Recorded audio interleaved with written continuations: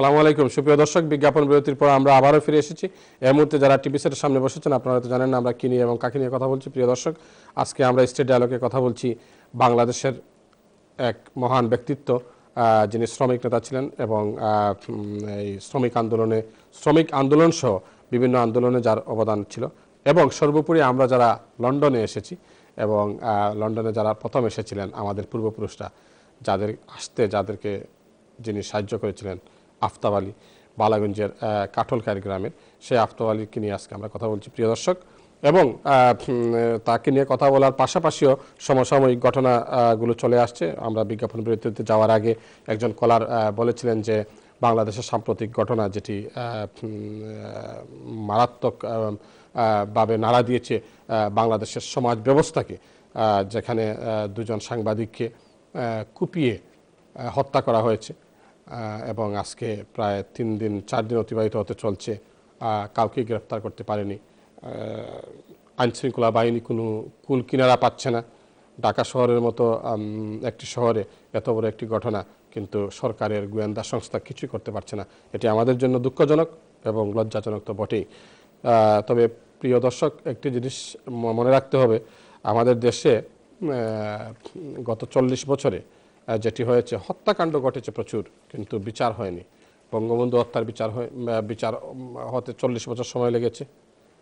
আজকের যারা যুদ্ধ অপরাধী তাদের বিচার হতেও 40 বছর সময় লাগছে এবং হয়তো নাও হতে পারে। অনেকে মাইন্ড করেন এদের ব্যাপারে কথা বললে, বলেন যুদ্ধ অপরাধীদের বিচার কেন। তো এখন যদি বলা হয় বিচার কেন, তাহলে তো কোনো বিচারই হয় না, এবং বিচার যখন না হয় একটি অপরাধের, তখন অপরাধীরা কিন্তু সুযোগ পায় আরও অপরাধ করতে।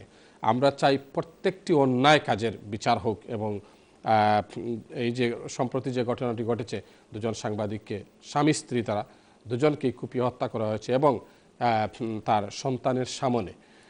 তো এখন পর্যন্ত অপরাধী কোনো গ্রেফতার হয়নি এবং স্বরাষ্ট্রমন্ত্রীও বহাল তবিয়তেই আছেন। তিনি কিছুক্ষণ পর কথা পরিবর্তন করছেন, কখনো বলছেন 48 ঘন্টা, কখনো বলছেন তিনি কৌশল ছিল সেটি। তো আমরা জানি না আসলে কি হবে। আজকে আমি প্রোগ্রামে আসার আগে বাংলাদেশের 2-1টি পত্রপত্রিকা দেখার চেষ্টা করেছিলাম এবং সেখানে সেই হত্যাকাণ্ডের কোনো খবর আমি দেখিনি। তবে প্রিয় দর্শক, আপনারা যারা আমাদেরকে ফোন করেন, আপনাদের যে কোনো মতামত আমরা অত্যন্ত গুরুত্ব সহকারে আমরা নেই।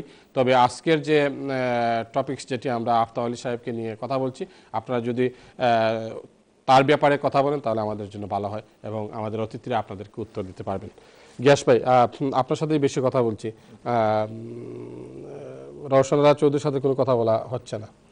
রওশনারা, আপনি কিভাবে চিনেন আফতাব আলী সাহেবকে? আফতাব আলী সাহেব তাইন আমার নানা, আমার আম্মার মামা। আপনার আম্মার মামা? জি, আমি হলাম বাগনির গরো নাতিন। আচ্ছা। তো আমি যেগুলো আর কি আমার নানির কাছ থেকে যে গল্প শুনছি আফতাব আলী সাহেবর, যে তাইন খুব দয়াল মানুষ আসলা, বা আমার নানির খাজ আছিল, ওটাও আছিল যে সবসময় তাইন আমরা যে খাদিমপুরের অনেক মানুষরে লইয়া যাইতা, আফতাব আলী সাহেবর বাসাত লইয়া যাইতা, তারারে বিদেশ ফাটাইবার লাগি, লন্ডন ফাটাইবার লাগি স্পেশালি।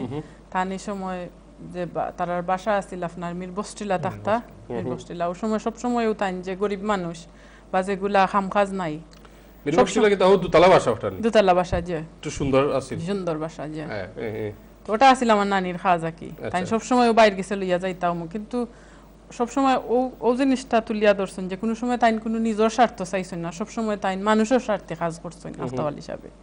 ও গল্পগুলা শুনছি আর কি বেশি, বিশেষ করে। আপনি যে আফতাব আলী সাহেবের নাতিনি কেন আমরা জানতাম না। গ্যাস ভাই এবার করছেন তো কাইয়া। গ্যাস ভাই এবার করছেন। গ্যাস ভাই, আপনি কিভাবে জানলেন এটি? আমি জানছি আব্দুল মুকিত চুনি এমপি সাহেব যে বর্তমান কাউন্সিলর হয়েছেন, তাই লইয়া গেছেন বলে চলেন আফতাব আলী সাহেবের যে পরিবারের লোকজন আছেন তাদের খোঁজ করে আমরা বাইর করি। তো তাই লইয়া গেছেন কয়েকদিন, 2-3 দিন তারিখ করছেন। আমার মনে হয় 2-3 সপ্তাহ তারিখ করার পরে একদিন তাই লইয়া গেছেন। তো আমি অনেক আগে আর কি একটা ওখানে যে একটা রাস্তা দেওয়া হয়েছে আফতাব টেরিস, আপনার বিল্ডিং ব্রিটিশ স্ট্রিটের পরে দিয়ে আর কি বিল্ডিং একটা। ওই সময় একজন মিনিস্টার হইতা কি তারা আইছে, আবার পরে আর কি তারা জানতে চাইছে যে ও রাস্তাটা ওপেনিং দিবার লাগে একজন আফতাব আলীর একজন তারা আর কি আত্মীয় লাগে বা একজন জিও লাগে ওই সময় আর আপনার যে আব্দুল মুকিত সুনু তাই নাকি খুঁজিয়া বা খরচইন আমার আম্মার তাই তো এখন বাগনি তো ওই সময় তাকি আর কি কিছু সংখ্যক মানুষে আমরা জানছেন কিন্তু আফতাব আলী সাহেবর অনেক হাতিও কিন্তু লন্ডন আসছেন বর্তমানে সে কোনানো আসছেন আর কি জানা নাই আর কিছু সংখ্যক জানা আছেন তারা অসুস্থ বা সেও শরীর বালা নাই বা আশা করি আজকে অনেকে দেখরা টেলিভিশনও আফতাব টেরিস এটা কোন না আফতাব টেরিস এটা আপনার সেন্সবাড়ির খড়ে দি 10 street 10th street 10th street আচ্ছা আচ্ছা এটা এই রাস্তার নাম খবর না আছে বিল্ডিং এর নাম পুরো বিল্ডিং এর নাম কবে করা হয়েছে এটা এটা মনে হয় আজকে তাকে 10 বছর আগে করা হয়েছে আচ্ছা 10 বছর আগে জি ওকে এটা কি মানে লোকাল কাউন্সিল করছিলেন না লোকাল কাউন্সিল করছে ওকে প্রিয় দর্শক আপনারা যারা লন্ডনের বাইরে যারা ইউকের বাইরে যারা আপনারা আমাদের প্রোগ্রাম দেখছেন যেমন ইটালিতে প্রচুর বাঙালি রয়েছেন এবং ফ্রান্স জার্মানি ইউরোপের প্রত্যেকটি দেশে ছড়িয়ে ছিটিয়ে থাকা বাঙালি আপনারা হয়তো জানেন না যে অনেকেই হয়তো জানেন না যে ব্রিটেনে ইউনাইটেড কিংডমে আমাদের এখন আমরা থার্ড জেনারেশন আমাদের তৃতীয় প্রজন্ম চলছে আপনারা যারা ইটালিতে আসছেন আপনারা হয়তো প্রথম প্রজন্ম 90 দশক থেকে ইটালিতে আসা শুরু হয়েছে এবং অন্যান্য দেশেও কিন্তু 90 দশক থেকে 80 দশক থেকে শুরু হয়েছে আসা তবে ব্রিটেনে আমাদের বাঙালিরা প্রথম আসা শুরু করেছেন 1900 দশক থেকে 19th সেঞ্চুরিতে নাকি 19th সেঞ্চুরিতে তো আমরা আজকের যারা মানে ইটালিতে যারা বসবাস করছেন 3 লক্ষ বাঙালির বসবাস ইটালিতে হয়তো একদিন আমরা ইটালিতে কিভাবে আপনারা এসেছেন সেটি নিয়ে আমরা একদিন আলাপ করব তবে আজকে আমরা যেটি আলাপ করছি সেটি হচ্ছে যে লন্ডনে ব্রিটেনে আমাদের বাঙালিরা কিভাবে এসেছেন তা নিয়ে প্রিয় দর্শক আমরা দেখি কলার সম্ভবত লাইনে আছেন দেখি কে আছেন লাইনে হ্যালো আসসালামু আলাইকুম আসসালামু আলাইকুম ওয়ালাইকুম সালাম কে বলছেন আমি রফিকুল হক বলছি ভাই জি রফিক ভাই বলেন আপনি কোথা থেকে বলছেন না আমি কেন্ট গ্রেভজেন থেকে কথা বলছি জি জি বলুন প্লিজ আপনি আজকে এমন একটা টপিক নিয়ে কথা বলছেন আমি অত্যন্ত খুশি এই আফতাব আলী সাহেব বা এই উসমানী সাহেব সম্বন্ধে জি আফতাব আলী সাহেবকে আমি খুব একটা কাছে দেখি নাই কিন্তু একেবারে দূর থেকেও দেখি নাই আচ্ছা একদিন কথা হলো আমি এই দেশে আসার আগে কোর্ট পয়েন্টে একটা মিটিং ছিল জি তো মিটিং এ উপস্থাপনা যে করছিলেন বলছিলেন আপনারা দাঁড়ান মানুষ বেশি ছিল না আফতাব আলী সাহেবের একটা চমৎকার বক্তৃতা শুনবেন